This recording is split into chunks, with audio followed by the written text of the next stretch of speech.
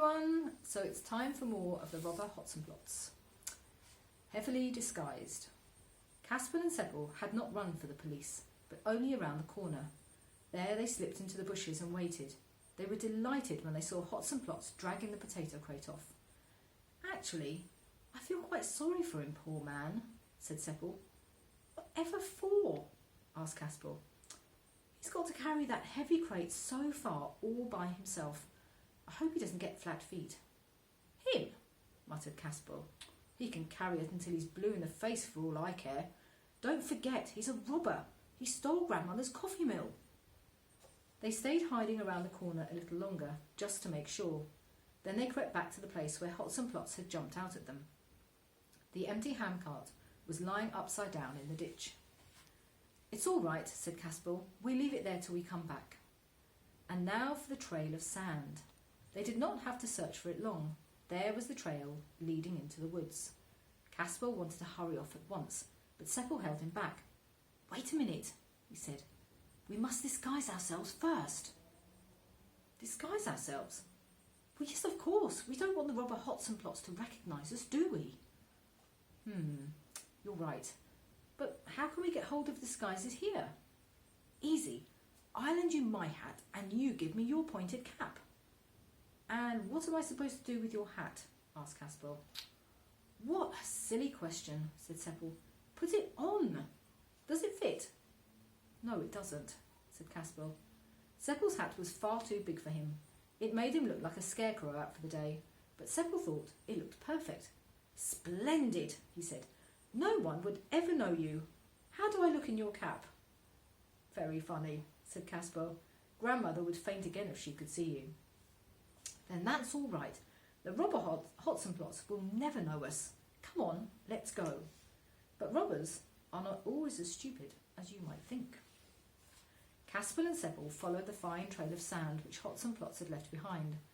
The trail was quite clear, but as they went on, the woods became thicker and darker. Ugh, thought Seppel, this really is a wood for robbers.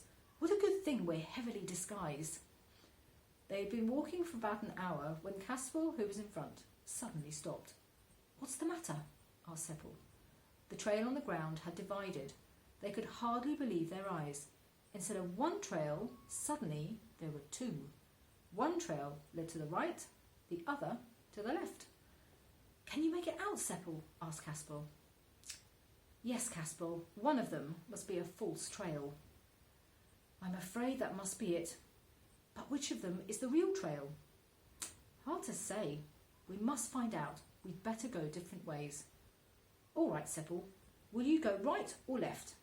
Let's toss for it. All right. Kasper and Seppel tossed a coin. Seppel threw heads twice and tails once. That meant he was to go left. Good luck, and be careful, Seppel. Yes, Kasper, said Seppel. I'll be careful. Good luck to you too.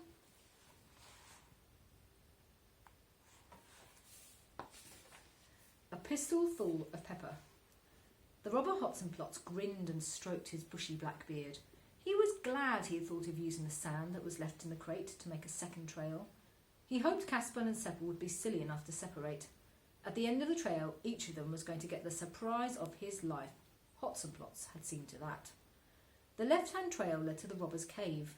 The catch was that the Robber Hotzenplotz was waiting behind the trunk of a gnarled old oak tree not too far from the cave door, with his pistol cocked.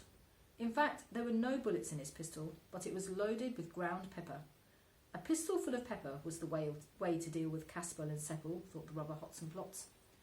Are those lads going to keep me waiting much longer? Hotzenplotz wondered. No, unless he was much mistaken. Here came someone groping his way through the woods. Sure enough, someone came into sight through the trees. He was wearing a bright red pointed cap, so it was Kasper. Hotzenplotz was not to know that Seppel had Kasper's cap. Callously he raised his pistol full of pepper and took aim. He aimed very carefully, crooking his finger slowly. Crash! There was a flash and a bang and a little cloud of pepper. Poor Seppel. The pepper struck him straight in the face. He couldn't see or hear. He was sneezing and coughing and choking without a moment's relief. How it burned and prickled and stung his eyes. It was horrible. The Robber Hotzenplotz made short work of him. Jeering, he bound Seppel's hands and feet with a rope, flung him over his shoulder, and carried him off to the cave. He threw him down in a corner. "There!" he cried. "Sneeze away then! Bless you!" He waited until Seppel had recovered a little. When he saw that the pepper was wearing off, he gave Seppel a kick. "How are you this fine day, Casper?" he jeered. "Welcome to my cave. Do you like it here? I'm so sorry you seem to have a cold. But that's what comes of meddling in other people's business." Seppel couldn't answer. Seppel sneezed. "Achoo! Bless you, Casper," said the Robber Hotzenplotz again. Did he say Casper? "I'm not Casper," said Seppel. He started sneezing again. "Achoo! Oh no," Hotzenplotz grinned. "Of course you're not Casper at all. You're the Emperor of Constantinople." "No, I'm not. I'm Seppel." "To be sure you are. And I'm Sergeant Dimplemoser, in case you didn't know." "But I really am Seppel." "Hold your tongue," growled the Robber Hotzenplotz. "If you're telling me stories, I shall get cross and beat you with the poker. But listen to that." Ting-a-ling-a-ling-a-ling-a-ling. A little bell hanging on the doorpost of the cave was ringing. "Do you know what that means?" asked the Robber Hotzenplotz. "No, you wouldn't know. Let me tell you. That bell means that your friend Seppel has just tumbled down a hole into a trap I set for him. That's quite a surprise, isn't it? Lost your tongue, have you? Ha ha! But never mind. Better brains than yours have failed to get the best of Hotzenplotz." The robber roared with laughter and slapped his thigh. Then he pulled some rope and a sack out from under the bed. "Now I'm going to fetch your friend Seppel to keep you company," he said. "While I'm out, think it over and see if you aren't Casper after all. Have a good time. Ha ha ha ha ha."